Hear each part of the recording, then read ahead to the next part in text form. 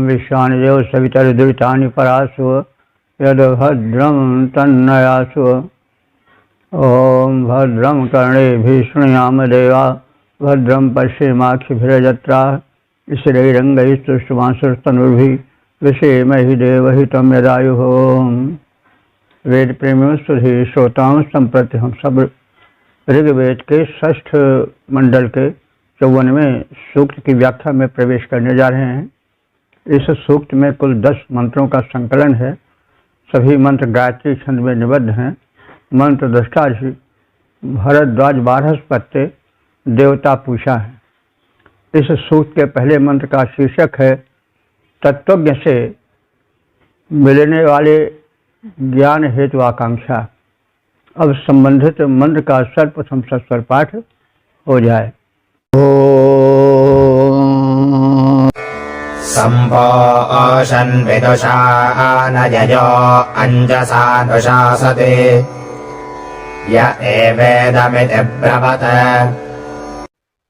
इस प्रथम मंत्र में पूषा देवता से यह प्रार्थना है कि वे ऐसा संयोग रचें कि हमें उस ज्ञानी से भेंट हो जाए जो सत्य विषयक निश्चित ज्ञान का, संशय रहित ज्ञान का ज्ञाता हो।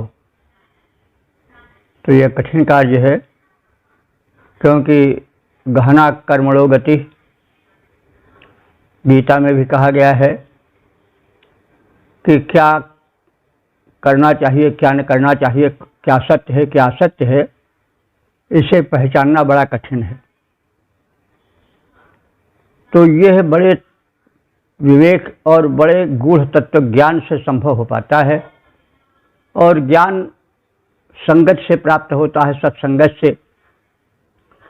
तो ऐसा ज्ञानी जो कि शिष्ट विषयक, आत्मा परमात्मा विषयक ज्ञान का गूढ़ और संशय रहित ज्ञाता हो, उससे भगवान आप हमारी मुलाकात करवाएं। क्योंकि जिसको सूक्ष्म ज्ञान नहीं है, जिसको पूरा ज्ञान नहीं है, वो भ्रम पैदा कर देता है। कोई कहता है ऐसा करो, कोई कहता है ऐसा करो, कोई कहता है वैसा करो, कोई कहता है ये ठीक है, कोई कहता है वो ठीक है। तो इस तरह से संशय की दशा में जीना पड़ता है। जो जिज्ञासु है वो भटक कर रह जाता है। तो ऐसी स्थिति में उस सर्वद्रष्टा देव पूषा से प्रार्थना है कि वे इस क्षेत्र में हमारी सहायता करें और ऐसे ज्ञानी से भेंट करावें जिसका ज्ञान तर्क वितर्क से अलग एक सुनिश्चित स्थिति पर पहुंचा हुआ हो, जहां सत्य बिल्कुल अपने वास्तविक रूप में देखा जा सके। तो पूषा के विषय में आप जानते ही हैं, सूर्य देवता का वह रूप जो कि पोषण प्रदान करता है, वह पूषा है। और पोषण से पुष्टि मिलती है, पुष्टि ही ऊर्जा है, और बिना ऊर्जा के कोई चीज़ संभव नहीं है। तो एतदर्थ पूषा देवता से प्रार्थना है कि वे सूक्ष्म तत्व ज्ञाता, संशय रहित तत्व ज्ञानी से मिलाने की कृपा करें, ताकि सतपथ का कौन सा पथ अपनाया जाए इसका तर्क वितर्कहीन सुनिश्चित ज्ञान प्राप्त हो सके। तो पूषण, हे पोषण प्रदायक देवता पूषा, यह इदम एव इति ब्रुवत। ऐसा तत्वज्ञानी जो यह निश्चय पूर्वक कह सके कि यह जो कथन है वह ऐसा ही है, इसके अतिरिक्त कोई और तर्क वितर्क वाला ज्ञान नहीं है। यानी जो तत्व ज्ञान को, जो सत्य ज्ञान को निश्चित रूप से पहचान कर बता सके, जिसका ज्ञान संशय रहित हो, ऐसे तत्वज्ञानी से हमारी भेंट कराओ। यह अनुशासक जो अनुशासन का उपदेश देता हो कि जीवन किस प्रकार से अनुशासित रह सकता है, सत्य तक कैसे पहुंचा जा सकता है, उस अनुशासन का जो उपदेश दे सके, ऐसे तत्वज्ञानी से हे प्रभु हमारी भेंट कराओ, हमें मिलाओ। विदुषा अंजसा सन्नय, उस विद्वान के पास हमें ले चलो जिसका ज्ञान तर्क वितर्क से शून्य बिल्कुल निश्चित हो, जो ज्ञान को निकट से तथ्य परक प्रस्तुति कर सके, संशय रहित बुद्ध से जो सत्य का साक्षात करा सके, ऐसे ज्ञानी के पास हमें पहुंचाओ। क्योंकि हे पूषा देवता, तुम्हारी पहुंच सर्वत्र है, तुम्हारी किरणें चारों ओर है। तो हे पोषक प्रकाशक पूषा देव, हमें उस विद्वान से, उस तत्वज्ञानी से मिलाओ जो किसी बात को प्रमाण सहित प्रस्तुत कर सके, बता सके कि यह ऐसा ही है, इससे अतिरिक्त कुछ नहीं है।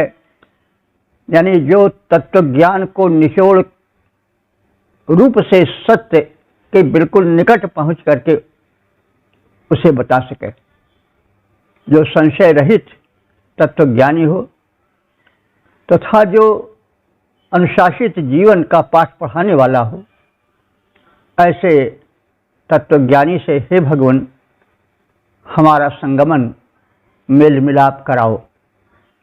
क्योंकि बिन सत्संग विवेक न होई, और बिन हरि कृपा मिले नहीं सोई। तो जब सज्जन मिल जाते हैं तो समझ लो कि भगवान मिल गए। तो बिन सत्संग विवेक न होई, राम कृपा बिन सुलभ न सोई, आदि आदि बातें इसी वैदिक सत्य के चारों ओर चक्कर लगा रहे हैं। तो हे पूषा देवता, हमें ऐसे ज्ञानी से शीघ्र मिलाओ। हे पूषा देवता, हमें ऐसे ज्ञानी से शीघ्र मिलाएं जो हो संशय रहित और जो अनुशासन के पाठ पढ़ाएं। ओम वेद प्रेमियों, सुधी श्रोताओं, संप्रति हम सब ऋग्वेद के षष्ठ मंडल के 54वें सूक्त के दूसरे मंत्र की व्याख्या में प्रवेश करने जा रहे हैं। इस सूक्त के मंत्र दृष्टा ऋषि भारद्वाज, बारहस्पत्य, छंद गायत्री, देवता पूषा और शीर्षक है पूषा के सहचरत्व की कांक्षा। अब संबंधित मंत्र का सर्वप्रथम सस्वर पाठ हो जाए। समपोष्णागमे महिजो गृहां अभिशासते इम एवेति च ब्रवत।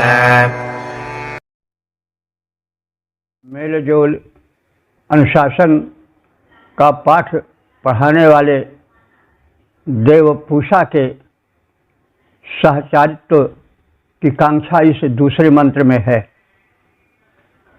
यानी पूषा का जीवन मेलजोल सिखाने वाला जीवन है, अनुशासन का पाठ पढ़ाने वाला जीवन है।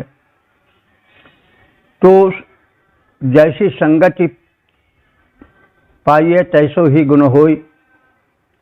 तो ऐसे देव जो कि संगठन का पाठ पढ़ाते हैं और जिनका जीवन संगठन से परिपूर्ण है, जिनकी किरणें अनेक होते हुए भी एक कार्य करती हैं और अनेकता में एकता, एक से निकलकर अनेक होने पर भी एक से ही जुड़कर रहती हैं। तो ऐसे पूषा देव से, पोषक देव से निकली किरणों से मिलने वाली उपदेश हमारे जीवन में छा जाए तो सूर्य का पोषकत्व प्रधान रूप पूषा है।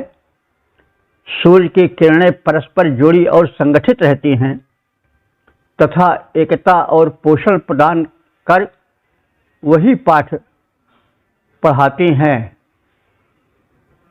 सिखलाती हैं, व्यवहार रूप में अपनाती हैं और शिक्षा देती हैं। इसी संदर्भ में, इसी छाया में इस दूसरे मंत्र के अर्थ को देखने की आवश्यकता है। यह गृहान अभिशासत, जो घरों में अनुशासित स्थापित करता है। इमे एव इति चा ब्रुवत, यही वे हैं जो ऐसा कहते हैं कि ऐसा ही जीवन अपनाओ, ऐसा ही प्रकाशक रूप दिखाओ, ऐसा ही संगठित रूप दिखाओ जैसे हमसे निकली किरणें दिखाती हैं, प्रकाश फैलाती हैं, अंधकार मिटाती हैं, दूर पड़े लोगों को परस्पर मिलाती हैं। इसी प्रकार की विचारधारा से परिपूरित होकर के तुम अपना जीवन बिताओ। तो हे भगवान, हम ऐसे पूषणा उस संग में मैं, ऐसे पूषा के साथ रहने का अवसर प्राप्त करें, उनके व्यावहारिक जीवन से शिक्षा लें, अपने जीवन को प्रकाशित करें, प्रकाश फैलाएं और उनकी किरणों की तरह मिलजुल कर एक विचारधारा में रहने की शिक्षा दें और स्वयं ही वैसे रहें। हमारा व्यवहारिक जीवन वैसे ही हो जैसे पूषा देव से निकलने वाली किरणों का होता है, जो बिना किसी फीस के, बिना किसी लाग लपेट के, बिना किसी आकांक्षा के पोषण प्रदान करती रहती हैं, प्रकाश प्रदान करती हैं, जीवन प्रदान करती रहती हैं, संगठन का, शिक्षा का, मिलजुल कर रहने का पाठ पढ़ाती हैं। तो हम ऐसे पूषा के साथ रहें जो घरों को अनुशासित करते हैं, और यही वे हैं ऐसा कहते हैं, अन्यथा जो परस्पर अपनत्व को दृढ़ करते हैं और कहते हैं कि इसी प्रकार से जीवन बिताओ जैसे मैं जीवन बिताता हूँ। संगठित जीवन, अपने अधीन किरणों को प्रकाश बांटने, पोषण बांटने का उदाहरण प्रस्तुत करता हूँ। हे मनुष्यों, तुम भी ऐसे ही जीवन बिताओ। तो सूर्य का जीवन कितना दिव्य है, पूषा का जीवन कितना दिव्य है, जो देता ही देता है। सूरज जलता है हजारों की रोशनी के लिए, हजारों की जिंदगी के लिए। वो जलता है तो अपने लिए नहीं जलता है, दूसरों के लिए जलता है। तो उसका जीवन पोषण प्रदायक है और निस्वार्थ भाव से कार्य करने वाला है। ऐसे ही जीवन, ऐसे ही आचरण से धरती पर स्वर्ग का अवतरण हो सकता है। तो पूषा देव हम पर कृपा करें, हम ऐसे पूषा के साथ रहें जो लोगों को अनुशासन का पाठ पढ़ाते हैं, अपने अनुशासित किरणों के माध्यम से बताते हैं कि अनेक होकर भी एक होकर रहो, एक स्थान से निकल करके चारों ओर फैलो और लोक कल्याण करो। सबको निःशुल्क पोषण प्रदान करो, सबको निःशुल्क प्रकाश प्रदान करो, जल करके दूसरों को छाया दो, दूसरों को प्रकाश दो, दूसरों को पोषण प्रदान करो, यही जीवन है। तो पूषा देव प्रकाशक हमको अनुशासन का पाठ पढ़ाता, पूषा देव प्रकाशक हमको अनुशासन का पाठ पढ़ाता, वह अपनत्व जगाता, उसको दृढ़ रखने की बात बताता। ऐसे दिव्य देव की संगति में हम जन्म बिताएं, जुड़े रहें, उसके सद्गुण से जीवन सफल बनाएं। जैसा कहा गया है, सूर्य का पोषकत्व प्रधान रूप पूषा है। सूर्य की किरणें परस्पर जुड़ी रहकर लोकहित में संगठित होकर संलग्न रहती हैं तथा एकता और पोषण प्रदान कर, निःशुल्क प्रदान कर जीवन को लोकहित में समर्पण करने का पाठ पढ़ाते हैं। ओम वेद प्रेमियों सुधीर श्रोताओं, संप्रति हम सब ऋग्वेद के षष्ठ मंडल के 54वें सूक्त के 3 मंत्र की व्याख्या में प्रवेश करने जा रहे हैं। मंत्र दृष्टा भारद्वाज, बारहस्पत्य, छंद गायत्री, देवता पूषा और शीर्षक है पूषा देव की महत्ता। और संबंधित मंत्र का सर्वप्रथम सस्वर पाठ हो जाए। ओम कोष्णश्चक्रन्नरिष्यति न कोशोपपद्यते न अस्य व्यथते पविः। तीसरे मंत्र में बताया गया है कि पूषा देवता का जो चक्र है, जो उनका आयुध है, अस्त्र है, वो कभी मुड़ता नहीं है, कभी क्षीण नहीं होता है, कभी कुंठित नहीं होता है। और उनका जो कोश है वह कभी क्षीण नहीं होता है, कभी कम नहीं होता है। यद्यपि यह पूषा देव जो सूर्य के पोषक रूप के कारण नामित हैं पूषा से, उनका जो प्रकाशक पिंड है, चक्र है, चक्र अस्त्र भी होता है, चक्र चक्का भी होता है। तो जो सूर्य का चक्र है, आयुध है, अस्त्र है, या जो उनका चलना है, उसकी गति कभी क्षीण नहीं होती है। वे प्रकाश लुटाते हैं, लुटाते आए हैं, लुटा रहे हैं, लुटाएंगे, लेकिन कभी उसमें क्षीणता नहीं आती। तो दान वृत्ति का अक्षय प्रारूप भी दिखाया गया है, जो देता है वही पाता है। सूर्य देवता निरपेक्ष भाव से अक्षय कोश प्रकाश का लुटाते हैं, पोषण प्रदान करते हैं जड़ चेतन चराचर जीव जगत को। लेकिन न उनके प्रकाश में कमी आती है, न उनके पोषण के तत्वों में कमी आती है, न अंधकार पर चक्र की भांति प्रहार करने वाले उनके चक्र में कभी कुंठा आती है, कभी वो अपनी तीक्ष्णता से विलग नहीं होता है, वो ज्यों का त्यों है। तो इस प्रकार से एक ओर सूर्य की पूषा देवता की अक्षय शक्ति का परिचय मिलता है, दूसरी ओर यह उपदेश मिलता है कि यदि कोई व्यक्ति लोकहित में अपने को समर्पित करता है तो उसके कोश में कभी कमी नहीं आती है। यह प्रकृति का नियम है, जो देता है वही पाता है, जो नहीं देता है वो नहीं पाएगा। तो यह श्रुति की एक, वेद की एक बहुत ही अमूल्य और उपयोगी शिक्षा है।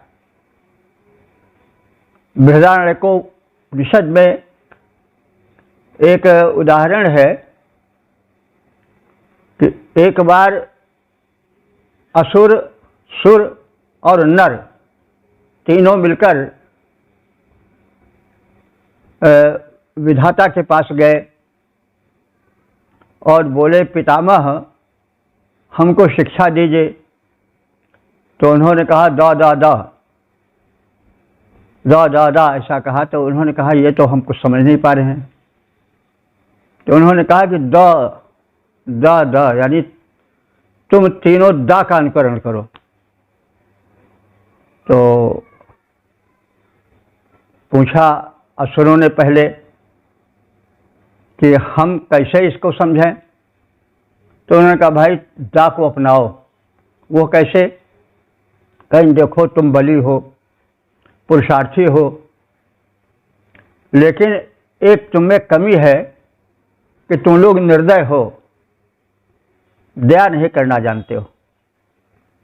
इसलिए दयाध्वम, दया करना सीखो। दा से दयाध्वम। और फिर सुर बोले, देवता बोले कि महाराज हम दा से क्या समझें। तो उन्होंने कहा कि तुम लोग सद्विचारी हो, दयालु हो, उद्यमी भी हो, सात्विक भी हो, लेकिन तुम में एक कमी है, तुम लोग विलासी हो। जब सुख की स्थिति आ जाती है तो तुम स्वर्ग में बस नृत्य देखने और वहाँ के आनंदों में ही मस्त हो जाते हो। और जिस तरह से लोकहित में संलग्न होना चाहिए उसमें क्षीणता आ जाती है। इसलिए दा से तुम समझो दानतव्यम। दानतव्यम कहते हैं कि इंद्रिय निग्रह, नियंत्रण। तो तुम जो है वो इंद्रियों पर नियंत्रण रखो और उनको विषयों की ओर मनमानी ढंग से मत जाने दो। तो दानतव्य माने बस में रखना इंद्रियों को। मनुष्यों ने कहा महाराज दास का हम क्या अर्थ समझें। तो उन्होंने कहा भाई तुम में सब ठीक है, तुम उद्यमी भी हो, तुम पराक्रमी भी हो, लेकिन तुम में एक कमी है। वो क्या है? कृपण हो। तुम बस संचय करना जानते हो, जमाखोरी करते हो बहुत। जहाँ पाते हो वहाँ से लूट कर बस चाहते हो कि धन कहीं न जाए, हमारे ही पास जमा रहे। ये तुम्हारी कमी है। इसलिए तुम दास से यह शिक्षा लो कि दातव्यम, हम देते रहें। तो दान प्रधान प्रकृति बनाओ तो तुम तीनों का कल्याण इस दा से हो जाएगा। ये भी श्रुति वाक्य है, बृहदारण्यकोपनिषद का है। उपनिषद भी श्रुति साहित्य के अंतर्गत आते हैं। तो अब यहाँ पर पूषा का जीवन जो है वो पराक्रम का जीवन, दान का जीवन है। और यही शिक्षा वे बिना बोले, बिना कुछ फीस लिए, बिना कुछ चार्ज लिए देते रहते हैं निरंतर, और अपने कर्तव्य में रत रहते हैं। अस्य पूषणः चक्रम न ऋष्यति। इस पूषा देव के पोषण का जो चक्र है वो कभी नष्ट नहीं होता है। कोशः न अवपद्यते। इस पूषा देव का कोश भी कभी क्षीण नहीं होता है। अस्य पविः न व्यथते। इनके चक्र की धार कभी कुंठित नहीं होती है। पूषा देव का चक्र कभी नष्ट नहीं होता है। इसकी धार कभी कुंठित नहीं होती है। इसका कोश कभी क्षीण नहीं होता है। यद्यपि वो अहरनिश अपने कर्तव्य में संलग्न रहते हैं। सूरज तो नित्य एक ही तरह से तपते रहते हैं।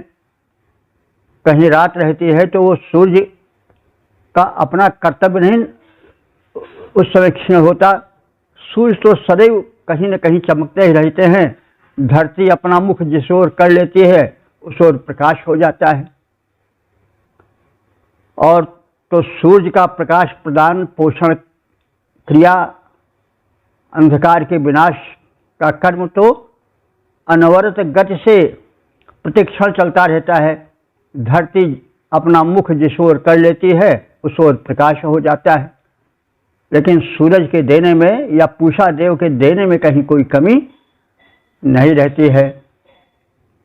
तो इस प्रकार से पूषा देवता का पोषण प्रधान दिव्य जीवन अनुकरणीय है।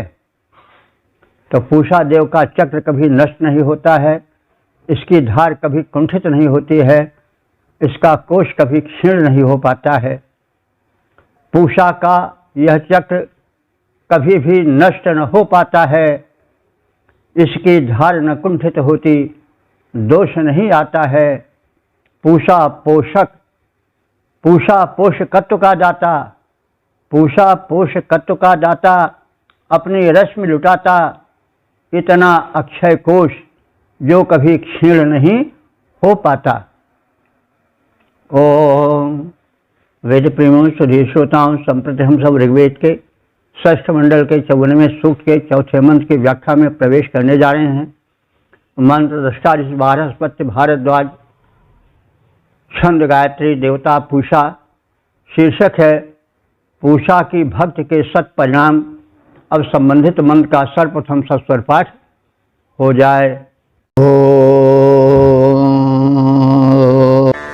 यो अस्मै हविषा विधन्नदं पूषाभिमृश्यते प्रथमो विन्दते वसो।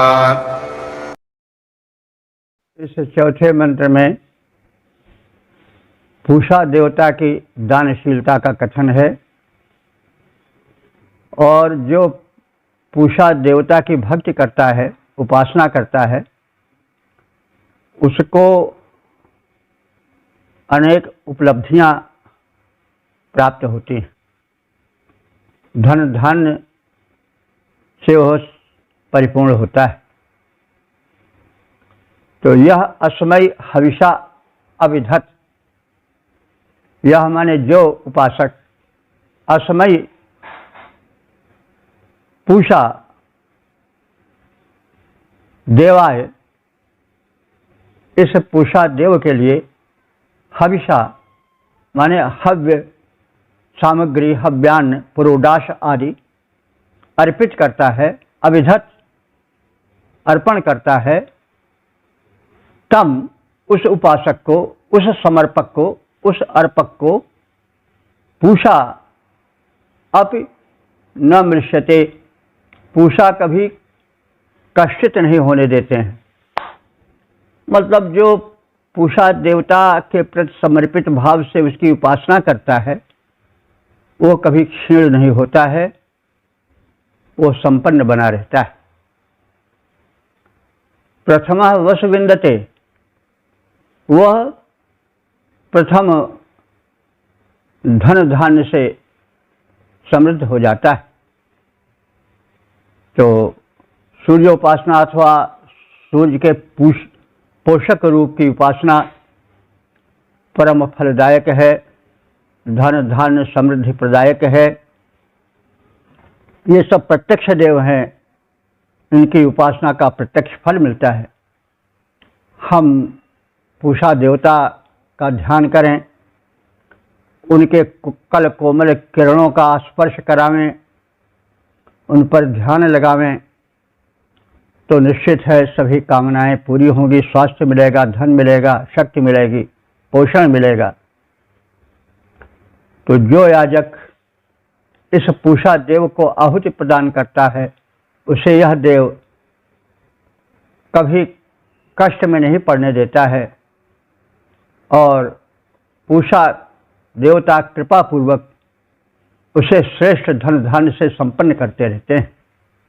धन के अंतर्गत तमाम धन आते हैं, स्वास्थ्य धन, विद्या धन, बुद्धि धन, और जितने धन धान्य हैं, गोधन, गजधन, बाज धन और रतन धन खान, ये सब उपलब्धियां इस पूषा उपासक को उपलब्ध होती रहती हैं। पूषा देव हेतु जो याजक करता है, अर्पित हव्यान्न देता, उसे न कष्ट कभी वह करता है धन श्रेष्ठ प्रदान। ओम वेद प्रेमियों, सुधीर श्रोताओं, संप्रति हम सब ऋग्वेद के षष्ठ मंडल के 54वें सूक्त के 5वें मंत्र की व्याख्या में प्रवेश करने जा रहे हैं। मंत्र दृष्टा ऋषि भारद्वाज बारहस्पत्य हैं और छंद गायत्री तथा देवता पूषा। शीर्षक है पूषा देव से याचनाएं। अब संबंधित मंत्र का सर्वप्रथम सस्वर पाठ हो जाए। कोशागा अन्वेतु नः कोशा रक्षत्वरवतः कोशावाजं सनोतु नः। इस पांचवें मंत्र में पूषा देव से संरक्षण की प्रार्थना है। उनसे प्रार्थना की जा रही है कि पूषा नह गाह अनुएत। पूषा देवता, नह माने हमारी, गाह माने गायों के, अनुएत माने उनका अनुसरण करें, मतलब उन पर दृष्टि रखें। उस समय का सबसे बड़ा धन क्या था? गोधन था। तो गायें छोड़ दी जाती थीं। उस समय वनाधिक्य था, चारों ओर जंगल फैले रहते थे, उसमें सिंह व्याघ्र भरे रहते थे, तो उनके भी आक्रमण गायों पर होते रहते थे। इसके अतिरिक्त चोर तो हर युग में रहे हैं, चोर भी चुरा ले जाते थे। तो जो पूषा देव हैं वो सूर्य देव के पोषक रूप हैं सूर्य देव ही। उनका नाम पूषा रख दिया गया है पोषकत्व गुण के कारण। तो सूर्य देव सबसे ऊंचे आकाश पर रहकर सब कुछ देखते रहते हैं। तो इस तथ्य को सोच करके ऋषि कह रहा है कि हम सबका जो गोधन है, जो विचरण करता है चतुर्दिग वनों के समीप, जहाँ सिंह व्याघ्र भरे रहते हैं, वहाँ उन गायों पर दृष्टि रखें, वे व्याघ्राघात से आहत न हो सकें, चोर भी उन्हें न चुरा सकें। तो रक्षा हेतु गायों का अनुसरण करें। इसका मतलब हुआ कि वे गायों के रक्षा पर दृष्टि रखें। और पूषा अर्वतः रक्षतु। पूषा देवता हमारे अर्वत कहते हैं घोड़े को, हमारे घोड़ों की भी रक्षा करें। अश्वधन के बाद गोधन उस युग का सबसे बड़ा धन था, जो कि रथ के खींचने में, सवारी में काम आता था, युद्ध में भी काम आता था, शांति के दिनों में भी काम आता था। तो अश्वधन भी प्रमुख धन था। तो अश्व के भी तमाम घातक हो सकते हैं। तो पूषा देव से प्रार्थना की जा रही है कि हमारा जो अश्व का दल है वो भी हमारा अत्यावश्यक धन है, उस पर भी आप दृष्टि रखें और संरक्षण करें। पूषा नह वाजम सनोतु। और पूषा देवता, नह माने हम सबके, वाजम माने अन्न को, सनोत माने सुरक्षित रखें और उसे प्राप्त कराएं। सनोतु प्राप्नोतु, प्रापयतु। तो पूषा नह वाजम प्रापयतु। और पूषा देवता हम सबको खाद्यान्न, धन धान्य, सनोत माने प्राप्त कराएं। वाज माने शक्ति भी होता है, तो शक्ति प्राप्त कराएं, ऐसा भी अर्थ हो सकता है। तो प्रार्थना की गई है कि पूषा देवता हमारे गायों पर दृष्टि रखें, उन्हें हिंसक व्याघ्रादि बाधित न कर सकें, आहत न कर सकें, चोर चुरा न सकें। इसी तरह से अर्वत माने घोड़ों पर भी दृष्टि रखें, उनका संरक्षण करें। और हमें धन धान्य अथवा बल भी प्राप्त कराते रहें। यह जीवन की आवश्यक वस्तुएं हैं जो कि पूषा के द्वारा हमें प्राप्त होती रहें। तो अब यह मंत्र है उस युग के हिसाब से जहाँ धन को केंद्रित किया गया था गायों पर, घोड़ों पर और अन्न पर। सभ्यता के विकास के साथ साथ धन का भी प्रारूप बदलता जाता है, उसके भी रूप भिन्न भिन्न रूपों में दिखाई देते हैं। तो हम उन सबसे जोड़ सकते हैं, किसी का कोई कल है, कारखाना है, उसका कोई अन्य व्यापार है, तो हम समयानुसार उसे अपने ध्यान में रख करके प्रार्थना कर सकते हैं। तो मंत्र तो प्रार्थनाएं हैं और सिद्ध प्रार्थनाएं हैं, इनसे प्रार्थना की जाए तो वो पूषा देव तो बदला नहीं है। आदमी की मान्यताएं बदली हैं, समृद्धियों की कोटियां बदली हैं, लेकिन वह देव तो नहीं बदला है। तो हम उससे अपने धन धान्य, अपने पशु प्राणियों के रक्षण की प्रार्थना करें। प्रार्थना वो सुनता है और देता है, क्योंकि वो जीवित, वो चेतन प्रत्यक्ष देवता है। तो पूषा देव धेनु की रक्षा का सदैव ही रखें ध्यान। पूषा देव धेनु की रक्षा का सदैव ही रखें ध्यान। रक्षा करें अश्व की पूषा, हमें अन्न धन करें प्रदान। ओम वेद प्रेमियों, सुधी श्रोताओं, संप्रति हम सब ऋग्वेद के षष्ठ मंडल के 54वें सूक्त के 6ठे मंत्र की व्याख्या में प्रवेश करने जा रहे हैं। मंत्र दृष्टा भारद्वाज बारहस्पत्य, छंद गायत्री, देवता पूषा। शीर्षक है गो प्राप्ति हेतु प्रार्थना। अब संबंधित मंत्र का सर्वप्रथम सस्वर पाठ हो जाए। कोशन्नध प्रजा इह यजमानस्य सन्मतः अस्माकं स्तुवता बुधात्। इस छठे मंत्र में गोधन प्राप्ति हेतु प्रार्थना है। जैसा हम लोग जानते हैं कि उस युग का सबसे बड़ा धन गोधन था। धन का प्रारूप बदलता जाता है। आज तो धन कागज के टुकड़ों पर आ गया है, कभी धातुओं के टुकड़ों पर था, सोने पर था, शर्फी रूप में था, कभी वह चांदी तांबे आदि पर उतरा, अब वह उतर आया है कागज पर। तो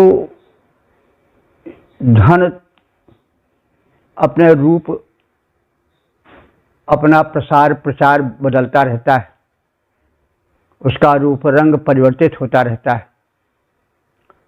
तो ऋग्वेद युग का सबसे बड़ा धन था गोधन। अब आज हम अपने हिसाब से धन को देखें तो इससे कोई संकट नहीं होगा, हमें अपने हिसाब से धन मिलेगा। तो हम यदि मंत्र पाठ करते हैं तो यद्यपि मंत्र में गोधन है, लेकिन जो युग से संबंधित धन है वो सब उससे जुड़ जाएगा। तो इसलिए इसी संदर्भ में कहा जा रहा है कि हे पूषा देवता, सुनता माने सोम रस अर्पित करने वाले या सोम यज्ञ करने वाले यजमान को, सुनता यजमान से सोम यज्ञ करने वाले यजमान के लिए, उत माने और भी, अश्वता अस्माकम स्तुति करने वाले हम सब भक्तों को, हम सब लोगों को गाह अनुप्राइह गोधन अनुकूलता पूर्वक प्राप्त कराओ। तो याजक, यजमान यानी सोम यज्ञ करने वाले यजमान, यज्ञकर्ता और स्तुतिकर्ता हम लोगों को हे पूषा देवता अनुकूलता पूर्वक गोधन उपलब्ध कराओ।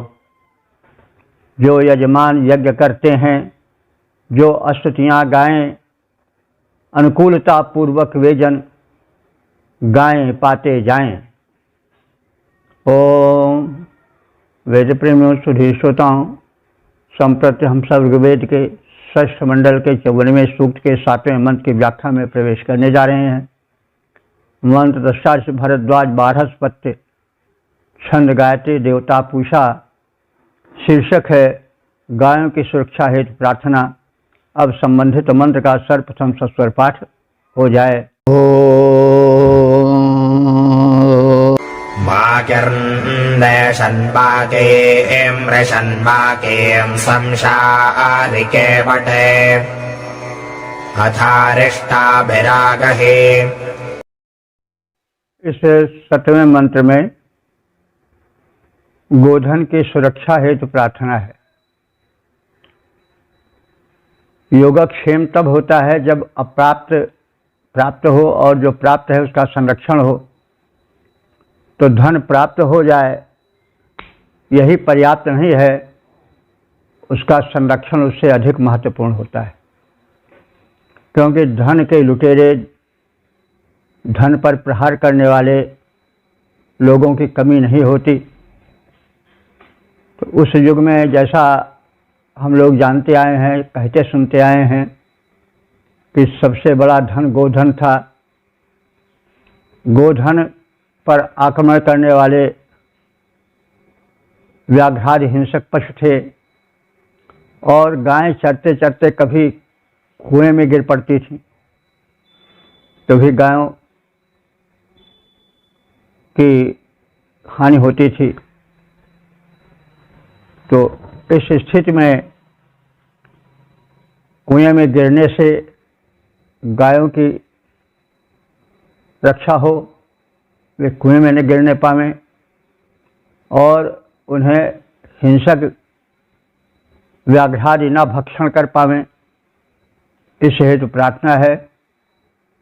तो गायों की सुरक्षा हेतु इस मंत्र में प्रार्थना की गई है।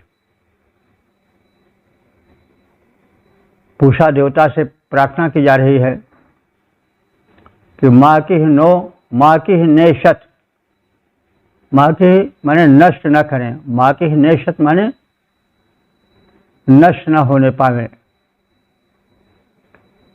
माँ कीम रिशत, और हमारी गाय, माँ माने मत, कीम माने व्याघ्रादि हिंसक पशुओं द्वारा, रिशत माने नष्ट होना। तो हमारी गायें व्याघ्रादि हिंसक पशुओं से नष्ट न होने पावे। माँ की ही जाकर और केवटम, माँ की ही संसारी, केवटे कहते हैं के माने जल होता है, केवटे माने जल भरे कूप में। माँ किम संसारी, हमारी गायें गिरकर नष्ट न हो। अध अरिष्टा भी आ गई, और ऐसे संरक्षण से गुजरती हुई हमारी गायें सायंकाल हमारे घर सकुशल लौटकर आ जाएं।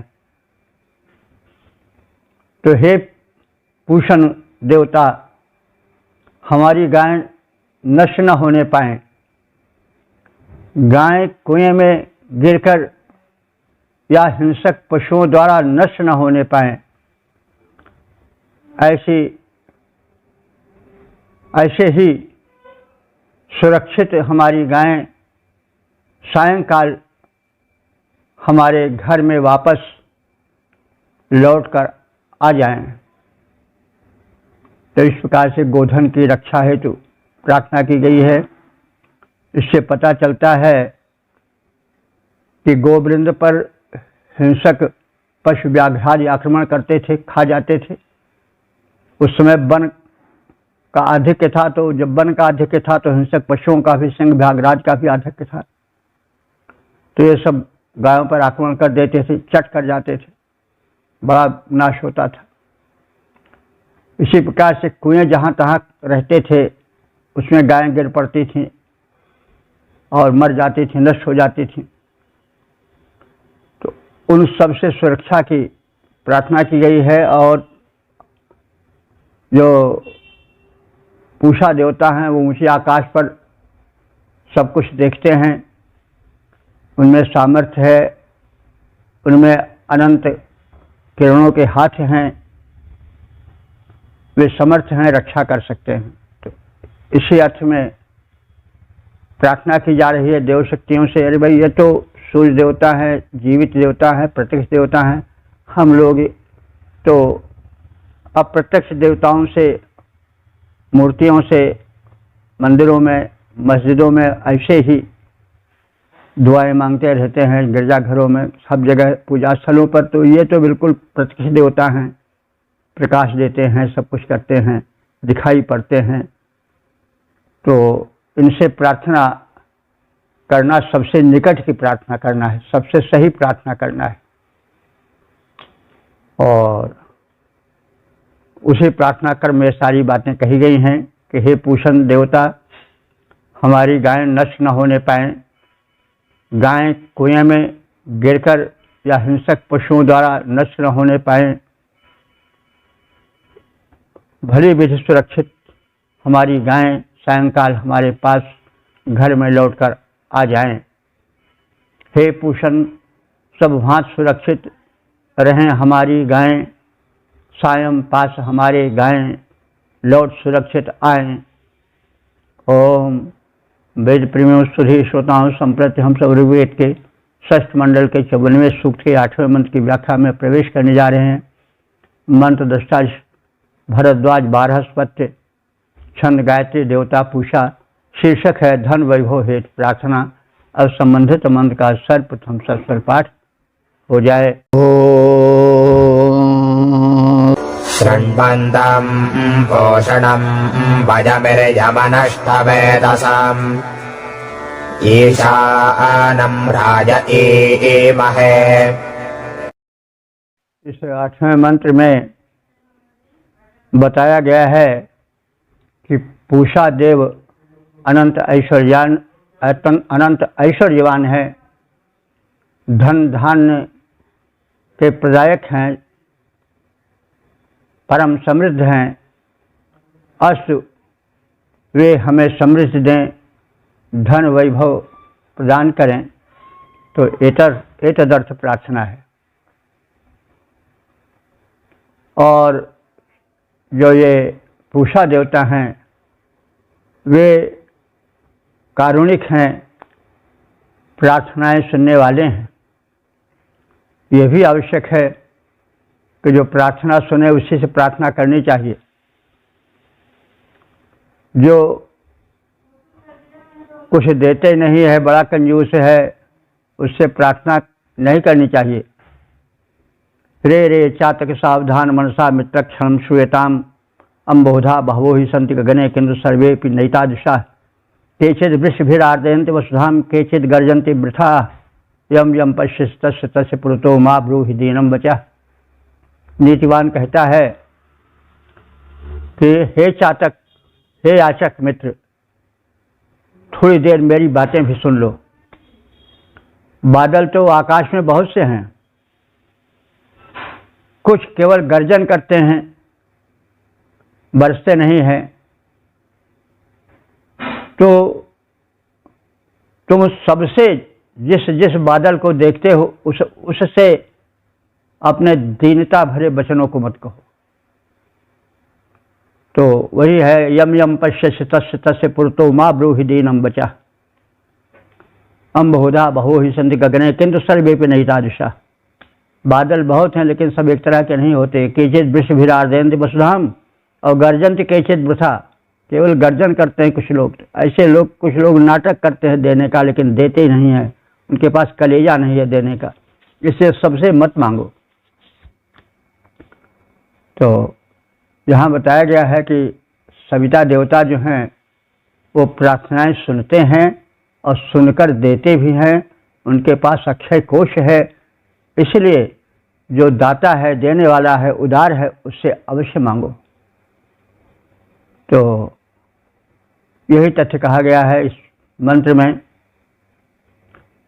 तो जो पूषा देव हैं वे शृण्वंतम, प्रार्थना को सुनने वाले हैं, और ईरियम, प्रेरणा प्रदान करने वाले हैं, अनष्ट वेदसम, उनके पास ऐसे वेदस धन हैं जो कि नष्ट नहीं होते हैं। सूर्य देव या पूषा देव अनंत प्रकाश अनंत काल से वितरण करते चले आ रहे हैं, लेकिन कभी उनका कोष खाली नहीं होता है। तो वे अनंत दानी हैं, उनका अनंत कोष कभी न खाली होता है न नष्ट होता है। तो ऐसे उदार ईशानम पूषणम, ईशानम माने ईश्वर, पूषा देव से, स्वामी पूषा देव से, मालिक पूषा देव से, वयम राधा वयम राया इमहे, हम सब राय, राय माने धन, रई होता है, राया बहुवचन है, वयम राया इमहे, हम सब भिन्न भिन्न धनों की कामना करते हैं, उनसे याचना करते हैं। पूषा देव हमारी प्रार्थनाएं सुनने वाले हैं, प्रेरक हैं, उनके पास अक्षय धन वैभव है, उनका धन कभी नष्ट नहीं होता है, वे प्रकाश और पोषण अनवरत लुटाते रहते हैं, फिर भी उनके कोष में कमी नहीं आती है। इसलिए तुम निसंशय संदेह रहित भाव से उस दिव्य देव से याचना करो। वे अधिपति हैं, हम उनसे भिन्न भिन्न प्रकार के धन की कोटियों की याचना करते हैं, चाहते हैं कि हमें वे स्वास्थ्य धन, विद्या धन, बुद्धि धन, सांसारिक जो धन है, गोधन, गजधन, बाजी धन, ये सब भी दें। तो इस प्रकार से पूषा देव विनय सुनते हैं। तीनों चीज़ हैं भाई, ये भी आवश्यक है कि विनय सुनने वाला हो। एक हिंदी के कवि ने कहा है कि नाही नाही करे थोरो कहे सब दैन कहे। जो कृपण है वो नाही नहीं नहीं नहीं देंगे, नहीं देंगे, नहीं है ऐसा कहते रहते, और थोरो कहे सब दैन कहे। थोड़ा भी अगर कहो भैया हमको थोड़े दे दो दाता, तो वो बोलबे नहीं करेगा, शब्द ने कहे, कुछ बोलेगा ही नहीं। तो नाही कहे, थोरो कहे, शब्द न कहे। तो भाई देखो, कृपणों की कोटियों की कमी नहीं है, तो इसलिए सबसे नहीं मांगना चाहिए। तो यम यम पश्य तस्य तस्य पुरतो माँ ब्रूहि दीनम बचा। तो पूषा देव हमारी प्रार्थनाएं सुनने वाले हैं, प्रेरक हैं, उनके पास अक्षय धन वैभव है, उनका धन वैभव कभी समाप्त नहीं होता है, क्षीण नहीं होता है। वे अधिपति हैं, स्वामी हैं, हम उनसे धन हेतु प्रार्थना करते हैं, विविध कोट के धन वे हमें प्रदान करें। पूषा देव विनय सुनते हैं, प्रेरक ईश महान, धन उनसे मांगते क्योंकि वे अक्षय वैभववान। धन उनसे मांगते क्योंकि वे अक्षय वैभववान। ओम वेद प्रेमियों, सुधीर श्रोताओं, हम सब ऋग्वेद के षष्ठ मंडल के 54वें सूक्त के 9वें मंत्र की व्याख्या में प्रवेश करने जा रहे हैं। मंत्र दृष्टा ऋषि भारद्वाज व बृहस्पति, छंद गायत्री, देवता पूषा। शीर्षक है सुरक्षार्थ प्रार्थना। अब संबंधित मंत्र का सर्वप्रथम सस्वर पाठ हो जाए।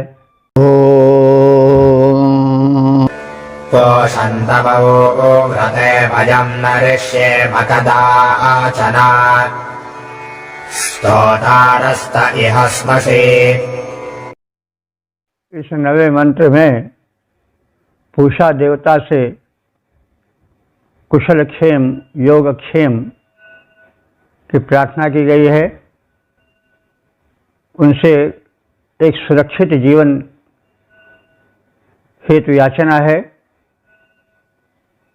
इस संदर्भ में ऋषि कह रहा है कि पूषण, हे पूषा देवता, हे पोषण प्रदायक दिव्य देव, पूषा तव व्रते, तुम्हारे व्रत में यानी उपासना में, भक्त की छाया में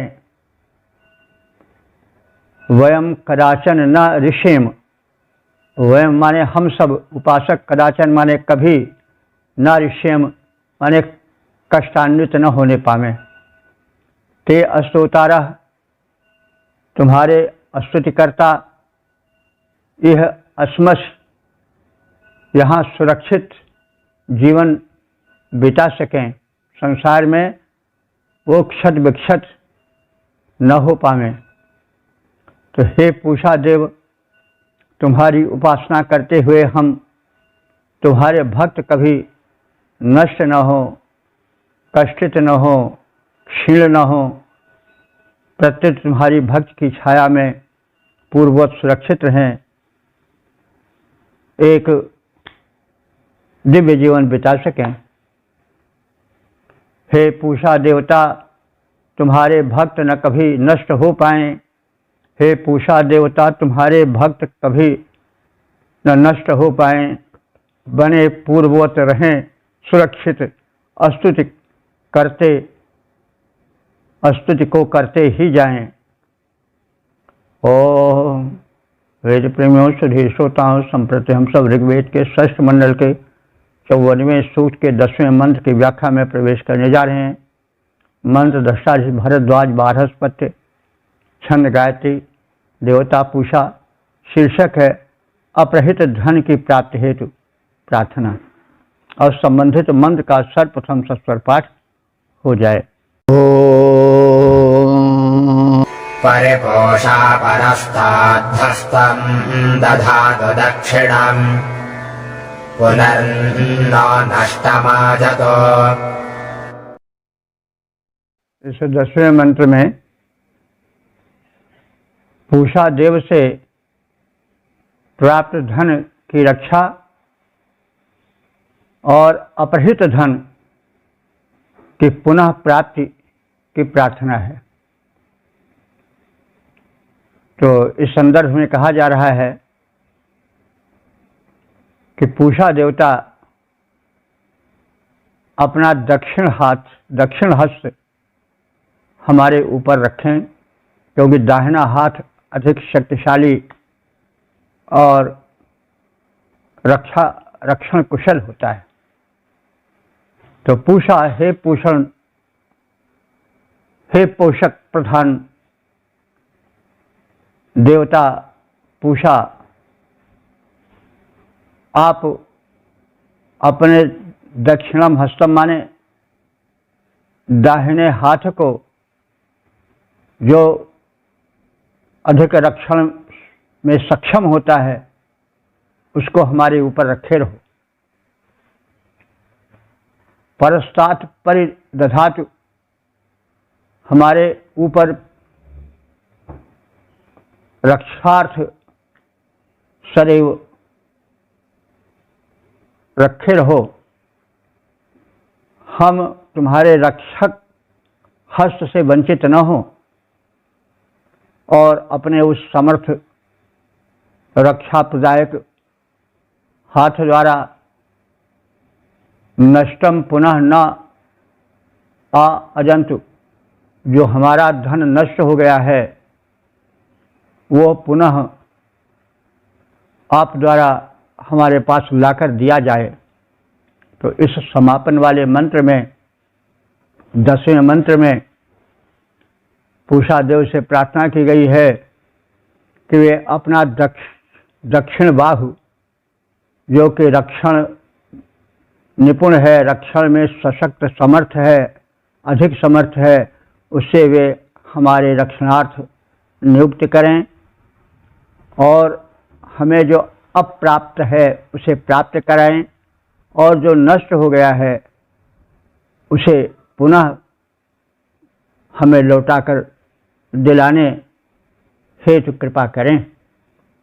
पूषा देवता हमें संरक्षण देने के लिए अपना रक्षण समर्थ दक्षिण बाहु हमारे ऊपर रखे रहें और जो धन अपहृत हो गया है, हरण कर लिया गया है दुष्टों द्वारा, उस धन को हमें पुनः लौटाकर प्राप्त कराएं।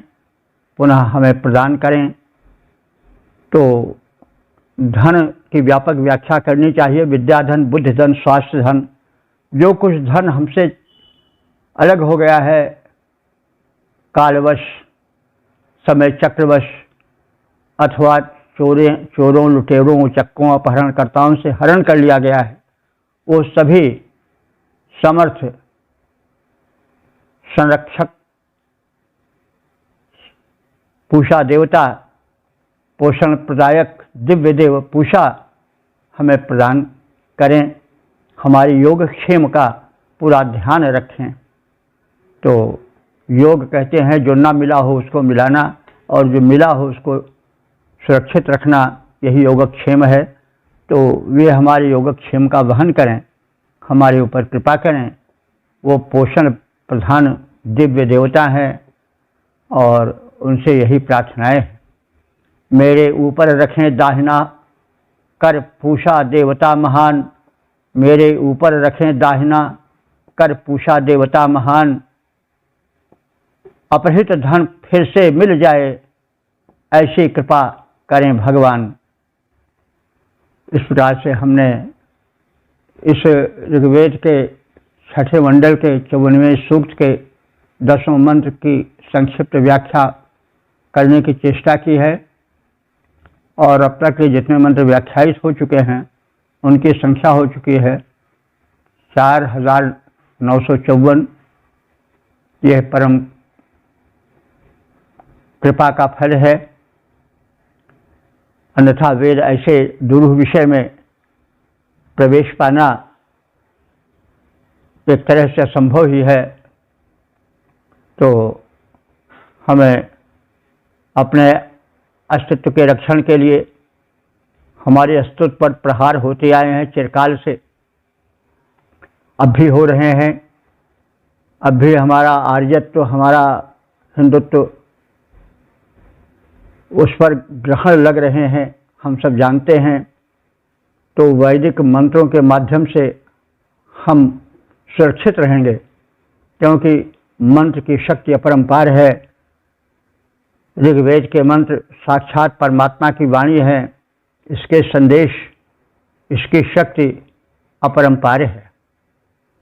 तो इस विचार को ध्यान में रख करके हम वेदाध्ययन करें, वेद के अर्थ को समझें, चिंतन करें, मनन करें, प्रचार करें, प्रसार करें।